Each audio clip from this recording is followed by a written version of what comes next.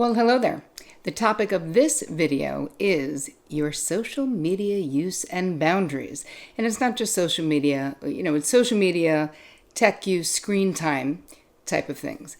In the survey itself that many of you filled out, we had a really interesting comment that sort of summed up what many of you are saying is a major pain point for you.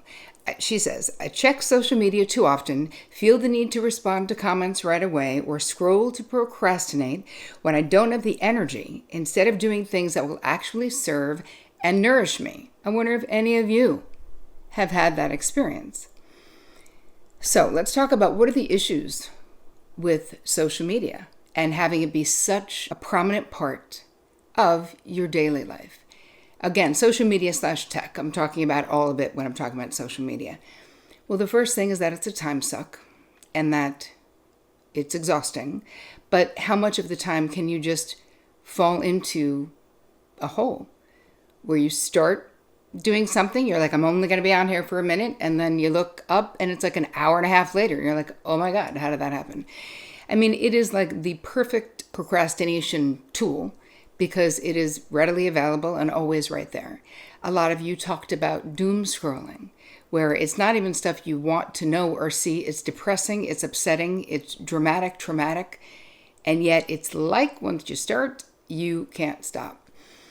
Another fear of getting off social media, some are having a more balanced relationship with it or having better boundaries, which is really what we're talking about, is fear of missing out. Fear of missing out on what's going on, right? Everyone else is having fun or doing something and you don't want to miss it. That also impacts what the quote that I gave you, the complaint that someone had, our need to immediately respond to people if they say something, if they have a question, whatever it may be, that there's no good boundary right there. Not a reasonable amount of time, feeling like you must respond no matter what. Then we have some more psychologically damaging experiences on social media, like compare and despair. I've heard this from clients for decades at this point, or maybe just since about 2009, of seeing other people's lives and just feeling like your own life doesn't really... It doesn't add up to that. It's not as good as that. Doing hard things in life and then looking at someone's Instagram feed where they're doing that hard thing, but they're making it look super easy. They're acting like that hard thing isn't hard. And I think that this is completely unrealistic, right? So we've heard this, many of us have heard this saying about, don't compare your regular life to someone else's highlight reel, which is what so many of course, these curated accounts on social media are exactly that. So this is something that can be really damaging, though, to our self-esteem. There's also the issue of people using apps to change the way they look. Hey, like a filter to brighten something up, that's one thing. But if you're like actually face tuning, meaning changing the way you're looking, like editing, really editing your face, there's studies that are being done right now that, there's a cognitive dissonance, which is like reality and fantasy run into each other. And if you are changing the way you look regularly in your photos online, when you see yourself in the mirror, you will be unhappy with what you see. So, and then this study went on to talk about the amount of increased plastic surgery that millennials and Generation Z folks are engaging in earlier and earlier in life. And I mean, I watched this special, I don't know what it was on, maybe 60 Minutes, but it was like kids as young as 13 and 14. So part of the problem with all of this, of course, is that there's a million problems, but one of them is that it takes you out of your real life. If you are comparing and despairing, if you are on social media all the time, right? And I'll give you some questions so you can really assess, like, where is your use at? Because it is like a drug. We're going to get into the science of that in a second, but you are not building your real life in the way that you need to. And even if you have a business where you use social media, it is still incredibly important that we have healthy boundaries around use. So moving into what you're experiencing, because so many of the complaints that you had or what you guys told me in your survey was that there's pressure. You feel a pressure either to post or to reply, not having the ability to know when just to step away from the phone, just put it down and be wherever it is that you are. And I know that the social norms have changed, but that doesn't mean that you have to participate with that. I mean, I've witnessed it myself, just being in a restaurant and seeing a whole table full of people, and not just young people, all kinds of people, where every person at that table is on their device, from 5-year-olds to 60-year-olds. And I don't know why, but it just depresses the crap out of me, because that is not, we can't have quality relationships if we're all just in our own world. And it's this virtual place. When we're in real life with the people that we love, we're actually next to them, but we're not with them. I don't know. From a psychological point of view, maybe I'm just old, maybe I'm just a therapist, I don't know. But it really depresses me, because it's hard enough to rock present moment consciousness in life, and yet it is so important that we build that muscle too. And having this type of distraction so readily available it's so incredibly tempting. Now, if we move into what does the science say about this? Like, when we are plugged into our devices for an extended period of time, whatever the thing that you may be on, that your ability to comprehend things lessens, that our ability to focus is compromised. And this is all actual from studies, right?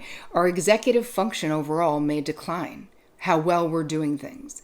Some studies have even shown that overdependence on technology can result in higher levels of anxiety, depression, insomnia, and impulsivity.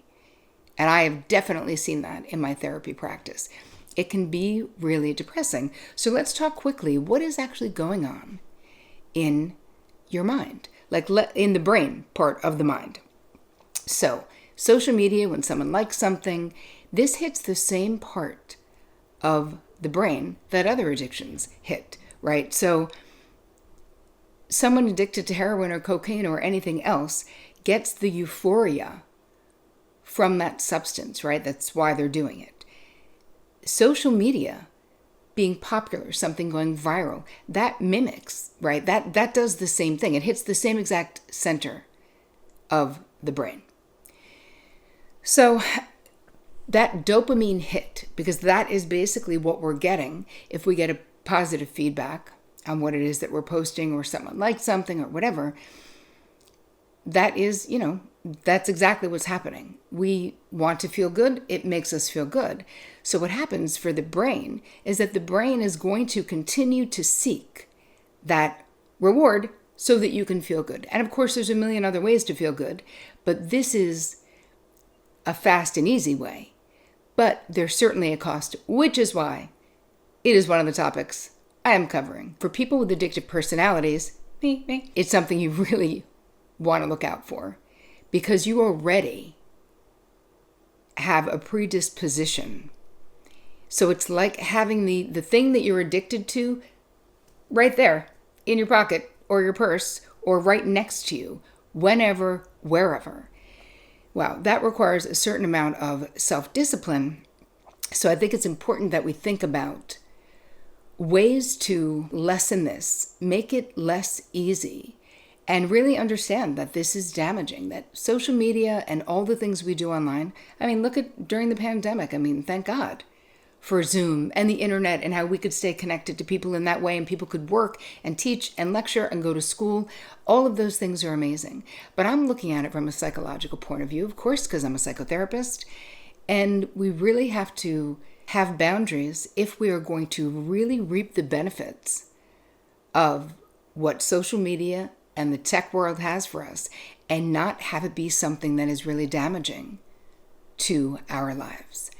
So you can do really easy things like turning off your notification, right? Just don't have that. It's a Pavlovian experience.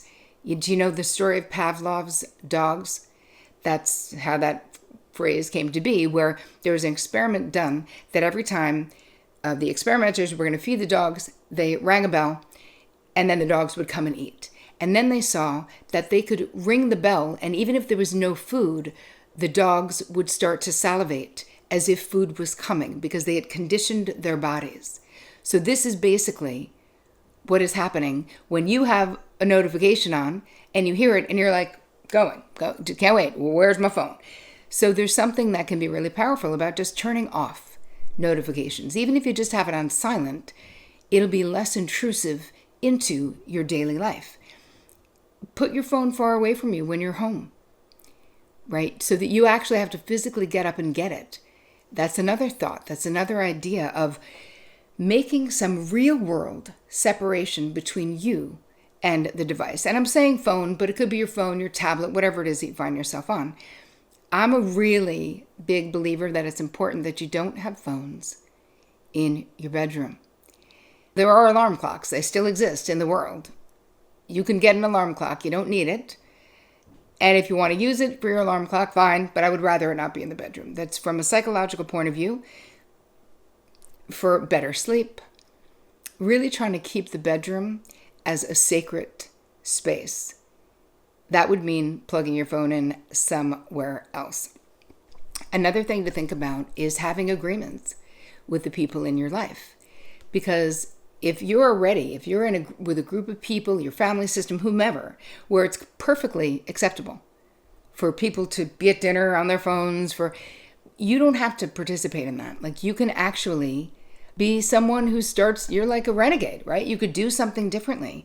And I'll give you a little bit of boundary language right here, that if you're with a friend and you don't want to be on your phones the whole time you're together, you can tell them, hey, I'm really trying to detox a little bit from this whole tech thing. Would it be okay if when we're together, we put our phones away? Right? Start a different kind of revolution. How about a boundary revolution where you're valuing your connections in real life? Another thing is if you're talking to someone and they're on their phone.